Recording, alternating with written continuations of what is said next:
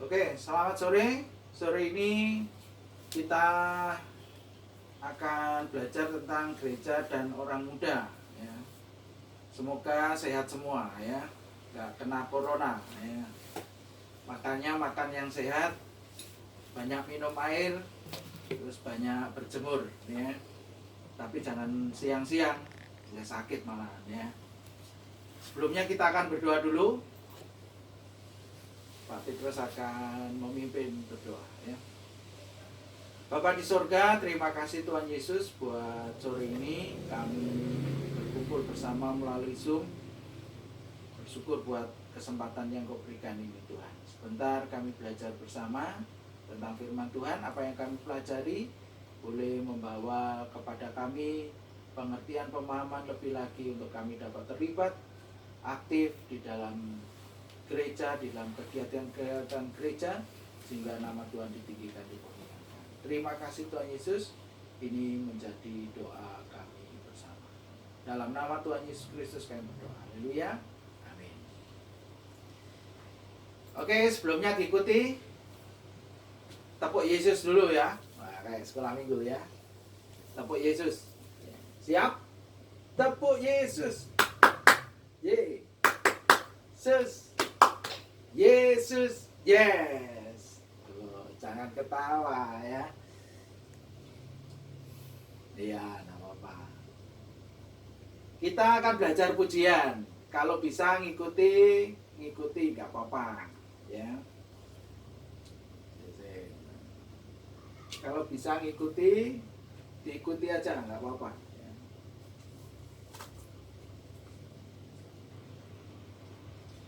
Pujiannya adalah Hai bangkit bagi Yesus. Ada yang tahu pujiannya? Ada yang pernah tahu? Hai bangkit bagi Yesus? Tidak? Tidak, enggak apa-apa. Ikuti aja. Ini ada videonya ya.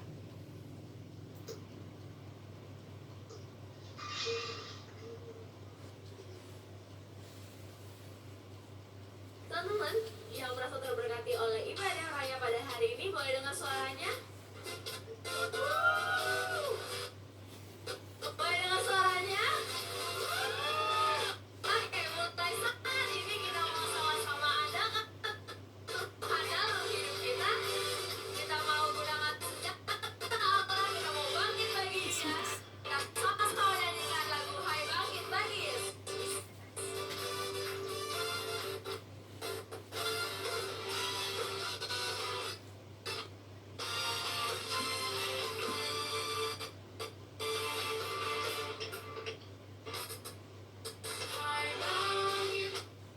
Putus-putus.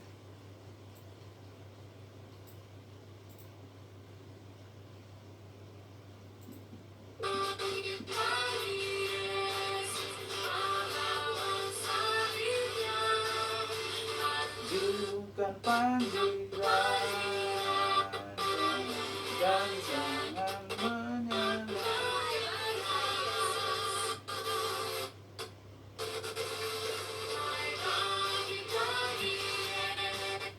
Sama lawan salibnya, hidup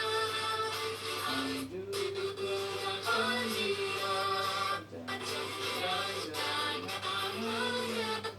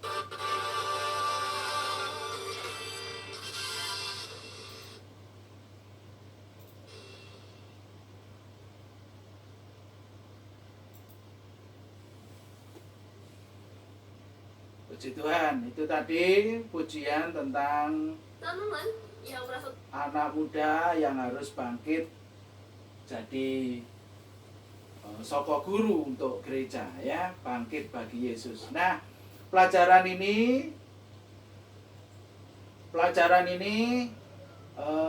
bertujuan untuk anak-anak bisa memahami pentingnya peranan anak muda bagi masa depan gereja, dan menyebutkan kegiatan-kegiatan yang menopang pertumbuhan remaja dan orang muda di gereja mereka untuk menjadi pemimpin gereja di masa depan. Mengevaluasi dengan kritis kegiatan-kegiatan yang ada di gereja dan menilai sejauh mana kegiatan itu berguna bagi anak muda, ya. Memiliki keberanian berkarya bagi gereja, kemudian menunjukkan sikap bertanggung jawab atas kepercayaan yang kecil-kecil yang diberikan kepada pemuda untuk memperoleh kepercayaan yang lebih besar, ya.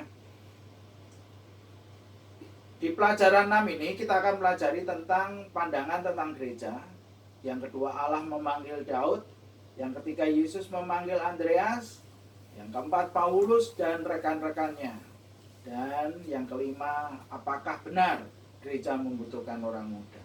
Nah, anak-anak yang dikasih Tuhan, pandangan tentang gereja yang pertama. Pandangan tentang gereja yang dimaksud di sini adalah pandangan anak-anak tentang gereja. Nah, kira-kira anak-anak kalau bergereja memandangnya seperti apa? Ada yang rajin ke gereja? Ada enggak? Ada. Tiap minggu atau tiap Sabtu atau tiap hari?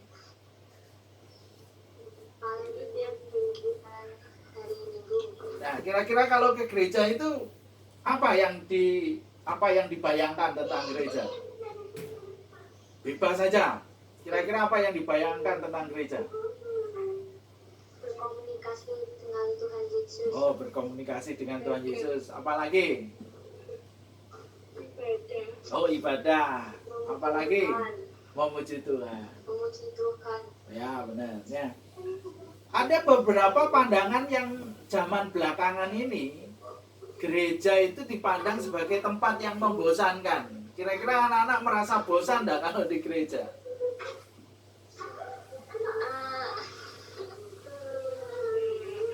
Kayaknya ini ada unsur bosan juga kalau ke gereja, ya. Enggak apa-apa, karena memang kondisinya memang kadang-kadang perlu gereja itu dapat masukan supaya anak-anak tidak juga bosan. Seperti tadi pujian tadi dinyanyikan oleh pemuda-pemudi, ya kan? Dan notabene gereja-gereja yang dulu tidak tepuk tangan, tidak memakai band, nah sekarang malah justru mereka bisa diwadahi sedemikian rupa, berkarya luar biasa. Kalau anak-anak lihat dari YouTube, karya-karya mereka luar biasa, ya. Biasanya kan yang memuji Tuhan seperti dalam tayangan tadi itu kan rata-rata aliran Pentakosta. Itu enggak, itu dari GKI itu, ya, Gereja Kristen Indonesia. Itu luar biasa itu, ya, perubahan. Nah, anak-anak yang dikasih Tuhan, apapun pandangan kita tentang gereja, sebetulnya kita harus menjadikan gereja itu tempat untuk kita bisa ditempa, tempat untuk kita bisa dibangun sehingga menjadi seperti Kristus. Memang harus ada kritik, memang harus ada masukan kepada gereja untuk memperbaiki diri, ya. Nah, anak muda itu berperan penuh. Seperti anak-anak ini menjadi tokoh guru, menjadi masa depan gereja. Nah, salah satu contohnya adalah Daud. Daud itu adalah anak siapa? Halo? Daud anak siapa? Isai. Anak Isai. Nah, Daud ini punya kakak-kakak yang gagah-gagah, gempal-gempal. Wah. Otot kawat belum besi. Tapi Daud ini muda sekali, kecil. Tapi apa yang terjadi? Justru Daud dipilih Tuhan. Untuk apa? Menjadi raja. Dipilih Tuhan untuk memimpin Israel. Jadi kalau anak-anak masih muda, jangan terlalu minder, ya. Siapa di sini pernah diolok? Wah, kamu ini masih kecil. Ada yang pernah dengar begitu? Nah, itu memang kendala, ya. Jadi gereja itu kadang-kadang seperti itu. Tapi kita melihat peristiwa tentang Daud, bahwa Daud ini walaupun dia muda, paling kecil, bontot, tetapi dipakai Tuhan. Anak-anak mau dipakai Tuhan? Halo? Mau dipakai Tuhan? Mau. Mau, ya. Dipakai jadi apa? Jadi pendeta ya? Ada yang mau jadi pendeta? Kalau Tuhan panggil, nggak apa-apa ya. Dipakai Tuhan di mana saja. Jadi guru yang hamba Tuhan. Jadi pengusaha yang hamba Tuhan. Allah membutuhkan orang-orang muda termasuk anak-anak ya untuk mengerjakan pekerjaan Allah yang besar. Juga memanggil Andreas. Nah, Andreas ini mempunyai sesuatu yang khusus. Andreas ini saudaranya Simon Petrus. Salah satu murid pertama yang dipanggil Tuhan. Nah, juga berperan luar biasa. Dia menjadi alat untuk menemukan seorang anak kecil yang membawa 5 roti dan 2 ikan. Untuk makan berapa orang? Berapa orang? 5 roti dan 2 ikan? 5.000 orang. Ya. 5.000 orang, betul. Nah, ada tradisi Andreas ini memberitakan Injil di Asia Kecil, di beberapa tempat di Asia Kecil, termasuk di dalamnya Kapadokia, Galatia, Bitinia, Kekaisaran Bizantium. Luar biasa sebetulnya. Walaupun sebetulnya Andreas ini termasuk muda. Perannya sepertinya tertutup oleh Simon Petrus yang begitu dominan. Tetapi Andreas tetap dipakai Tuhan luar biasa. Buktinya dia menemukan anak kecil yang bisa menjadi jembatan, menjadi alat untuk Tuhan Yesus mengadakan mujizat 5 roti dan 2 ekor ikan. Andreas ini juga pada akhir hayatnya dipakai Tuhan luar biasa, bahkan sampai disalib. Salibnya tidak dipaku tetapi diikat. Bentuknya bukan salib seperti yang kita lihat biasanya, tetapi letter X begini. Diikat.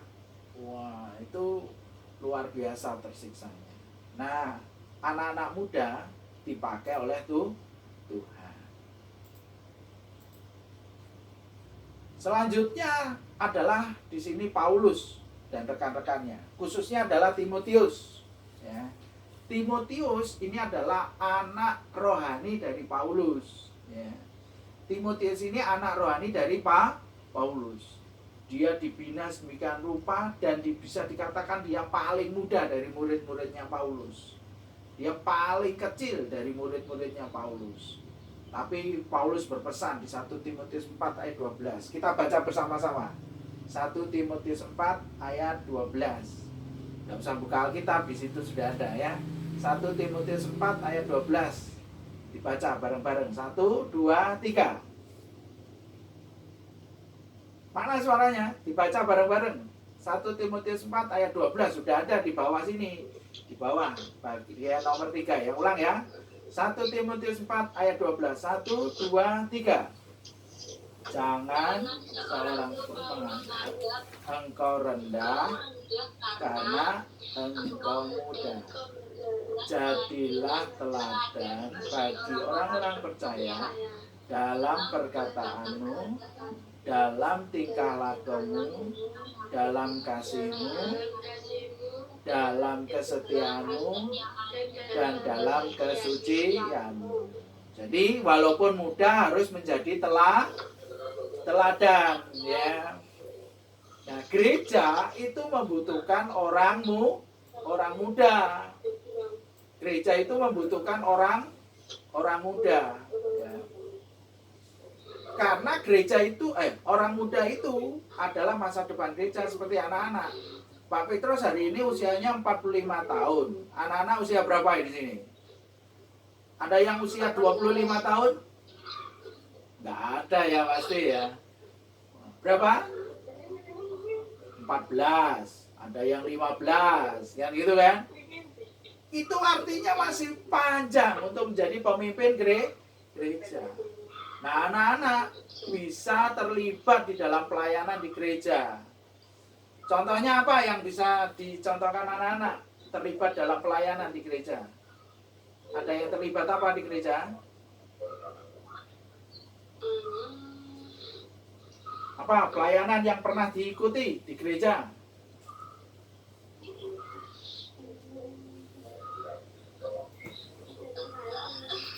Apa? Bawa LCD. Oh, operator LCD, benar, bagus. Apalagi? Ada yang pernah kolektan? Kolektan itu mengedarkan kantong kolektor. Ada? Oh iya. Ada yang mimpin pujian? Ada enggak? Mimpin pujian sekolah minggu. Sekolah minggu, bagus. Ya, bisa ya. Apalagi pelayanan yang mungkin sudah pernah dikerjakan?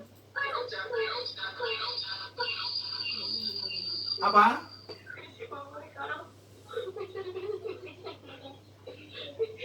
Mimpin doa, pernah? Nah, itu membutuhkan keterlibatan anak-anak di gereja. Supaya apa? Supaya gereja itu bisa lebih semangat lagi. Lebih ada pembaruan, kadang-kadang dibutuhkan pembaruan. Dan anak-anak bisa terlibat menjadi alat-alatnya Tuhan. Nah, ini ada satu tayangan ya, sebagai pendalaman materi. Harapannya dengan tayangan ini anak-anak tidak ngikuti, tidak ikut apa yang ditayangkan ini. Ini tayangan yang negatif, yang tidak baik. Anak-anak harus sebaliknya bisa terlibat yang positif di gereja. Ini contoh-contoh yang tidak baik. Coba kita perhatikan bersama ya.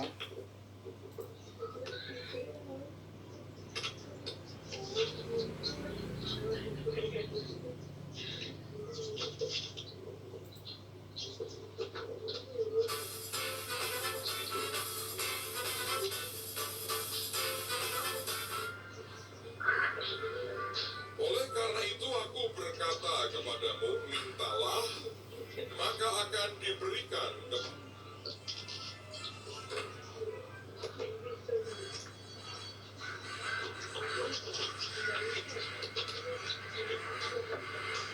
Ada yang pernah melakukan seperti itu?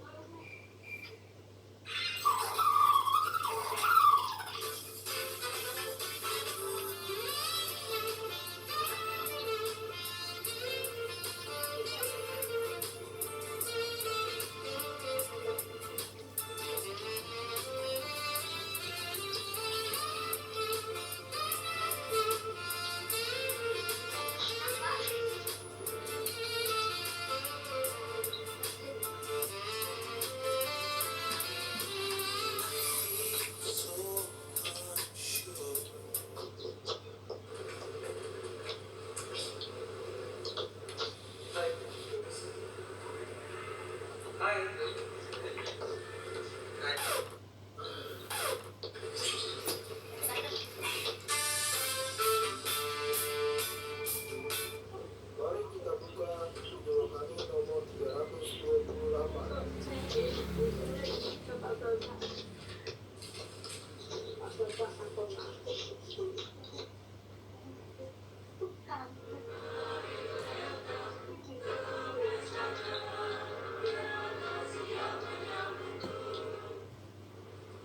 Mari kita buka firman Tuhan, Lukas pasal yang ke-11, ayat 9.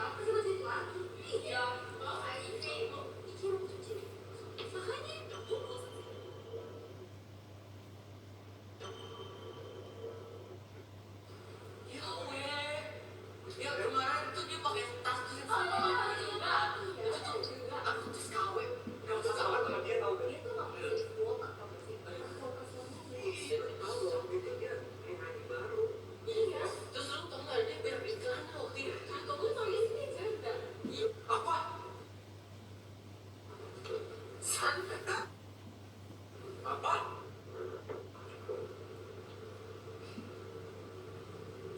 Kayak kemarin si Sandra gue liat lagi jadinya sama tiga cowok astaga, kata tetangganya juga ya, anaknya mau sunat pakai laser tuh. Dari kelas jadi baru pakai kuku. Iya, tau gak? Dia tuh makan gebrek sama kulit-kulitnya.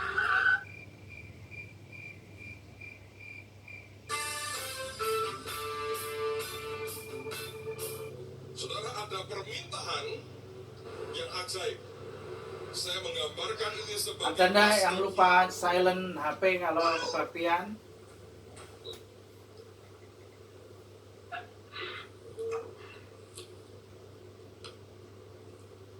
Engkaulah yang telah menunjukkan kasih setiamu yang besar kepada Daud ayahmu.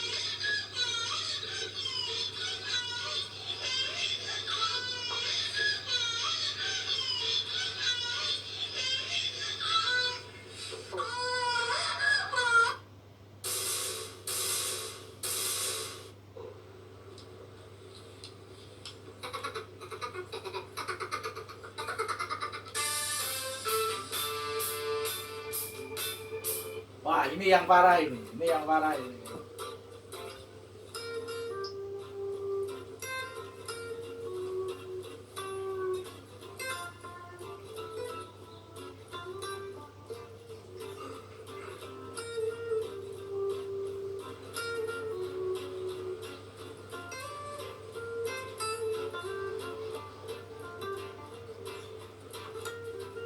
Ada kebagian gak ya?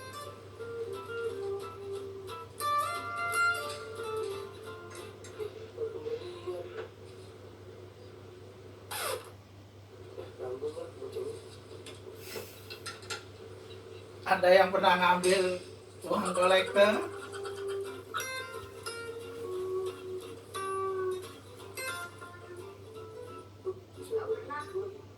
Nggak pernah. Uang kolektornya diuwel-uwel kayak susur.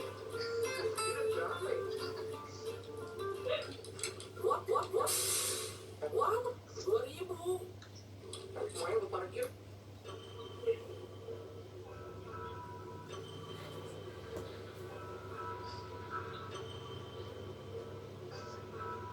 Gayanya memasukkan padahal diambil lagi.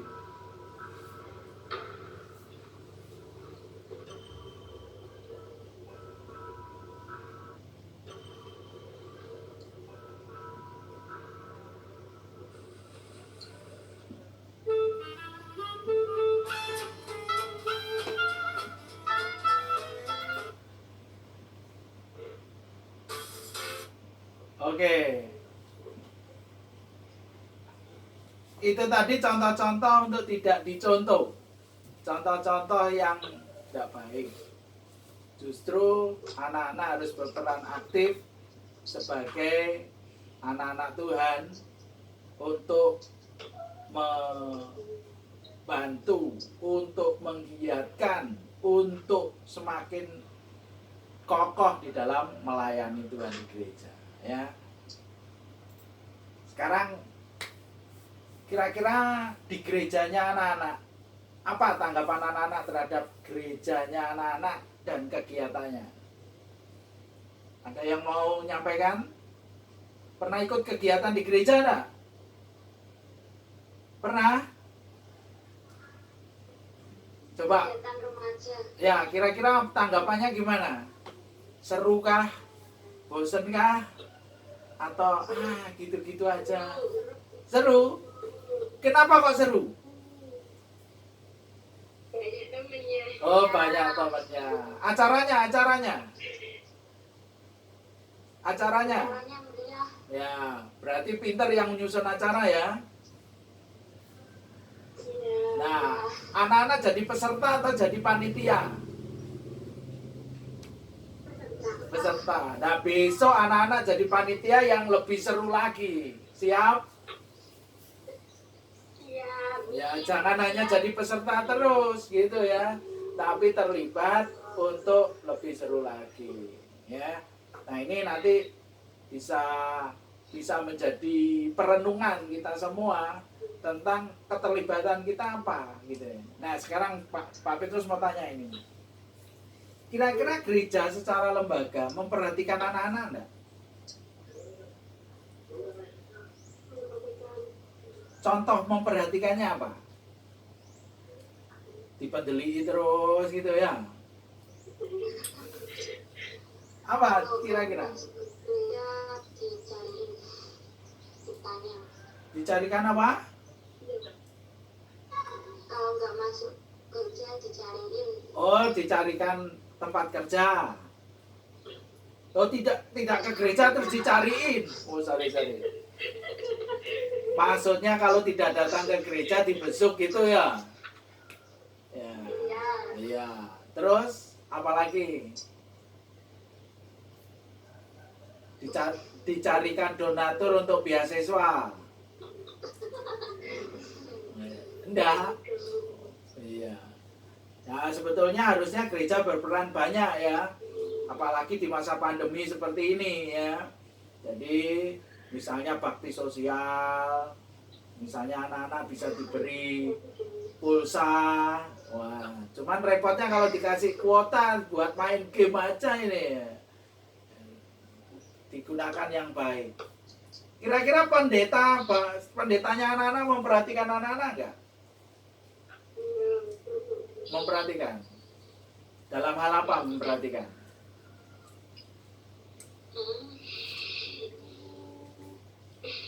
Ya kok ketawa. Program-programnya dibuat supaya anak-anak bisa terlibat aktif. Itu salah satu contoh ya. Selanjutnya kita simpulkan sore ini ya. Kesimpulannya pendek aja sebetulnya. Anak-anak harus terlibat aktif di gereja karena pemuda adalah masa depan gereja. Jangan merasa kecil, jangan merasa aku masih kecil, jangan. Karena Tuhan bisa pakai siapa saja termasuk anak muda. Nah, kita baca bersama-sama ini ayat hafalannya ya. Siap? Ya. 1 Timotius 4 ayat 12. 1, 2, 3. Jangan seorang pun menganggap jadilah teladan dalam perkataanmu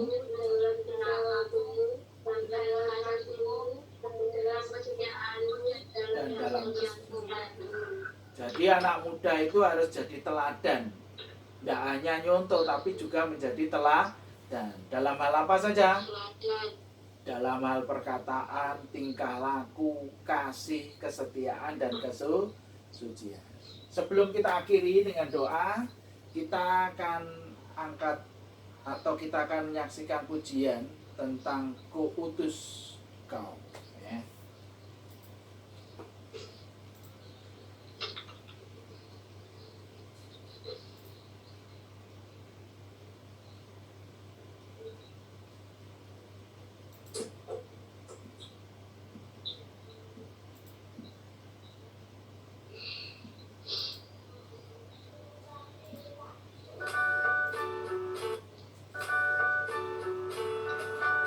Ada yang bisa lagu ini? Lagu GKJ ini?